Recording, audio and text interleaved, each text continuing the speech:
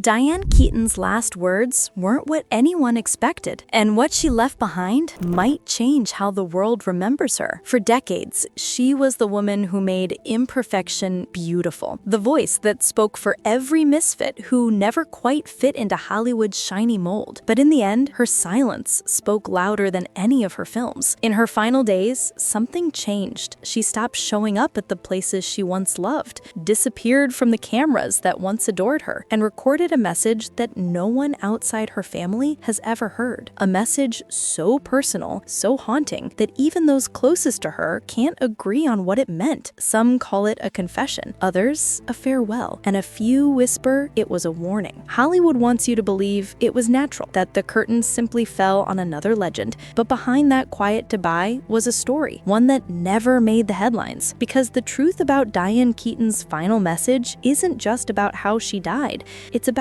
why she chose to speak at all. Before the silence, there was the laughter, that unmistakable, awkward, infectious laugh that turned Diane Keaton into one of Hollywood's most unforgettable icons. Her story began long before the headlines, before the mystery, before the questions. It began in the golden age of cinema, when dreams were still made of celluloid, and charm could change everything. From the moment she appeared on screen in The Godfather, the world took notice. She wasn't like anyone else, too unpredictable, too real, too alive. In a sea of perfect smiles and rehearsed emotions, Diane felt raw, authentic, human. Then came Annie Hall, the film that didn't just define her career, but reshaped what it meant to be a leading woman in Hollywood. She wore oversized suits, spoke with nervous honesty, and somehow made vulnerability magnetic. That performance didn't just win her an Oscar, it made her a symbol, proof that awkwardness could be powerful, that imperfection could be art. And as the years passed, she became more than an actress. She was a revolution wrapped in humor, with that wide-brimmed hat and a smile that said, "I'm not trying to fit in, I'm just trying to be me." But Hollywood doesn't always reward authenticity. The same industry that once celebrated her individuality would later demand her silence. Because behind the quirky charm and brilliant career, Diane Keaton carried a secret, one that would follow her for the rest of her life. Then, almost without warning, she disappeared. Not from the public's memory, but from the world itself. The woman who once filled every room with laughter and light began to move quietly, like a shadow slipping out of her own story. The flash of cameras, the endless interviews, the adoring crowds, they all faded into something distant, something she no longer needed. At first, no one noticed. She skipped a few events, a charity gala here, a talk show there, nothing unusual. After all, Diane had always done things her own way. But then came the cancellations, one after another. Film festivals, interviews, reunions, and soon, nothing. The last time she was seen in public, she wore her signature hat, that soft linen scarf she always loved, and a smile that seemed to hold a secret. She waved to the photographers, joked with a fan, and then turned away, as if she already knew it would be the final curtain. In the months that followed, the world would learn she had quietly sold her Los Angeles home, the warm, sunlit place she'd filled with memories. Old Polaroids lined the walls. Books were stacked on every surface. There were handwritten notes tucked between pages, lipstick marks on coffee mugs, and shelves of hats that had become part of her legend. And yet, she let it all go. The house was emptied, the lights turned off. The laughter that once echoed through its halls was replaced by silence. Deep, deliberate silence. Those close to her said she spent most of her days in the garden, sitting under a tree, with a notebook on her lap, lost in thought. Sometimes she'd hum softly. Other times she just watched the sunlight shift through the leaves. She was never sad, they said, just reflective. Something in her had changed. Not broken, not defeated, but transformed. It was as if Diane Keaton was slowly writing her own ending, one quiet moment at a time. And when fans finally realized how long she'd been gone from public view, questions began to rise. Where was she? Why the sudden retreat? And most haunting of all, what had she been writing in those final days, in that notebook no one had ever seen? Because for Diane Keaton, silence was never emptiness. It was expression. It was art. And in the end, it was the message she chose to leave behind. Behind the effortless smile and the elegant hats, Diane Keaton carried a storm no camera ever captured. While the world saw confidence, Hollywood saw charm, and fans saw perfection, she saw something else. Flaws, insecurities, a woman constantly measuring herself against the illusion of what she thought she should be. For years, Diane fought a quiet, exhausting battle with bulimia, a struggle that began when she was barely in her 20s, long before the fame, before Annie Hall, before the Oscars. In her own words, it was the easiest way to control something in a world where I felt completely out of control. She hid it well, behind laughter, wit, and the characters she played so brilliantly. On screen, she was free, spontaneous, radiant, unfiltered, but off-screen, she was trapped in a cycle of perfectionism that fed on her success. "I was never thin enough, never good enough, never enough," she once admitted in an interview. Her voice calm, but the weight of decades behind every word. Hollywood worships beauty, but it rarely forgives imperfection. Every photo shoot, every award show, every close-up became another test of strength, a quiet duel between the woman she was and the image the world demanded her to be. And yet, what made Diane extraordinary wasn't that she suffered, it's that she shared it. She turned her pain into art, her insecurities into authenticity. That's why when she smiled on screen, it felt real, because it was forged from something honest, something broken, and something profoundly human. While others hid behind glamour, Diane exposed the cracks. She laughed at her flaws, embraced her awkwardness, and showed an entire generation that vulnerability wasn't weakness, it was courage. But inside, that courage came at a cost. Years of battling self-doubt and expectation had left her weary, not defeated, but tired of performing strength for a world that never stopped asking for more. And as her silence deepened in those final years, friends began to realize Diane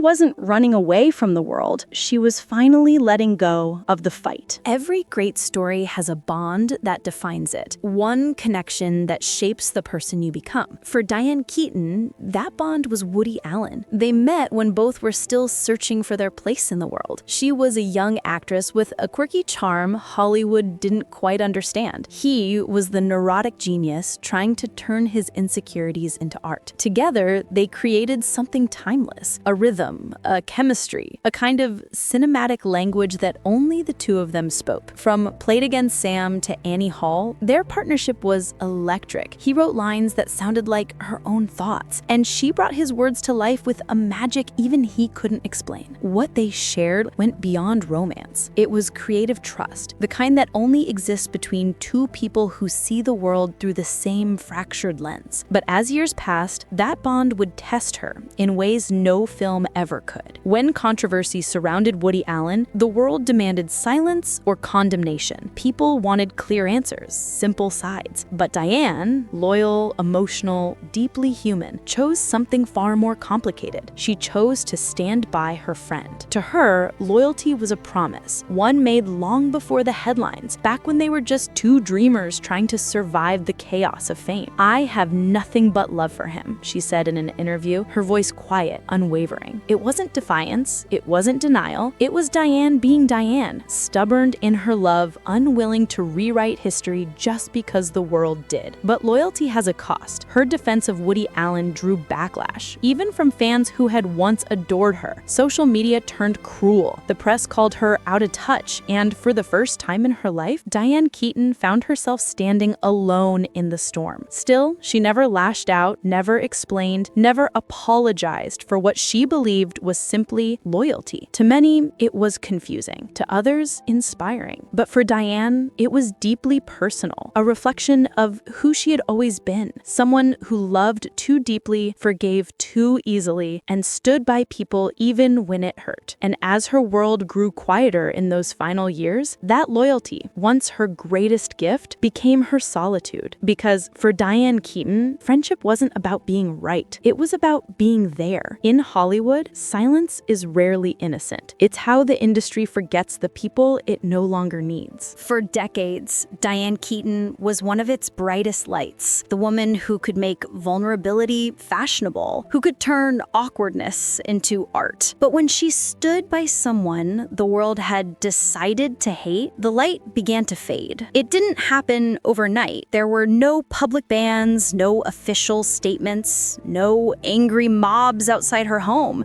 Hollywood doesn't punish with noise. It punishes with absence. The phone stopped ringing, the scripts stopped coming, and the invitations, the endless flood of galas, premieres, and interviews slowed to a quiet trickle. She didn't complain. She never blamed anyone. She just smiled and said she was taking time off. But those who knew her best saw the truth. She wasn't retiring. She was being retired. In an industry built on image, age and loyalty can both become crimes. The same directors who once praised her eccentric brilliance moved on to younger faces. The studios that once begged for her charm now acted like she was a relic of a softer, slower time. And yet, Diane never changed. She still wore her hats, still laughed at her own jokes, still believed in the strange, beautiful honesty that had defined her life. But inside, the silence grew heavier. There's a certain kind of loneliness that fame can't protect you from, the kind that comes when the spotlight moves on and takes a part of you with it. She once said, "I never wanted to disappear, but Hollywood has a way of deciding who gets to stay in the story." And then, one day, she simply disappeared. No grand farewell, no final red carpet, just a woman who gave the world everything she had and quietly stepped out of its frame. For months after she vanished from public life, the world knew nothing. Then came the whisper, a single rumor that changed everything. Somewhere in the quiet of her final days, Diane Keaton had recorded a message. It wasn't meant for the press. It wasn't a scripted goodbye or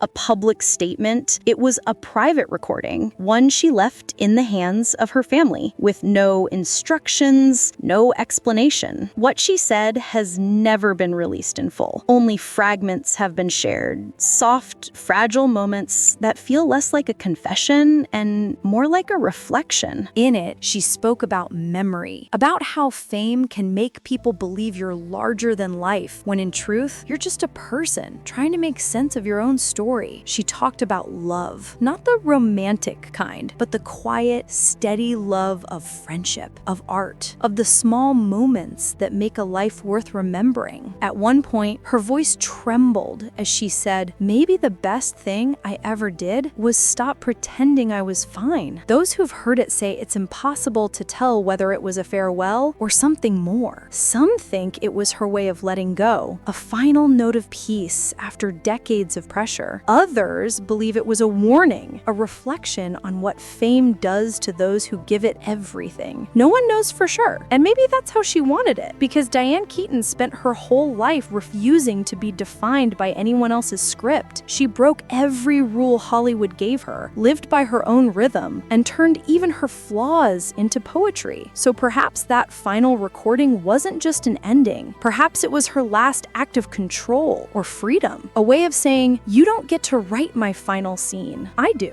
And with that, the world's most endearingly imperfect icon faded into silence, leaving behind not just a legacy of art, but a reminder that sometimes the most powerful story is the one you never tell in full. In the end, maybe Diane Keaton's story was never really about fame at all. Maybe it was about the quiet courage it takes to be yourself in a world that keeps asking you to be someone else. For 50 years, she showed us that imperfection could be beautiful, that awkwardness could be charming, that strength doesn't always roar. Sometimes it just smiles and keeps going. She made the world laugh not because she was trying to be funny, but because she was trying to be honest. And in doing so, she taught generations of women and men that authenticity is the most rebellious thing you can be. Diane never fit the mold, and that's exactly why she mattered. She refused to be the flawless heroine, the ageless beauty, the Hollywood ideal. She was something much rarer, real. And maybe that's what her silence was all about. Not a farewell, not a confession, but a lesson. A reminder that even as time fades, what truly endures isn't the applause or the spotlight. It's the truth you leave behind when no one's watching. Maybe her message wasn't about death, but about how how to live honestly, to live imperfectly, to live as yourself without apology. Because even after the credits roll, her story still whispers through Hollywood's silence.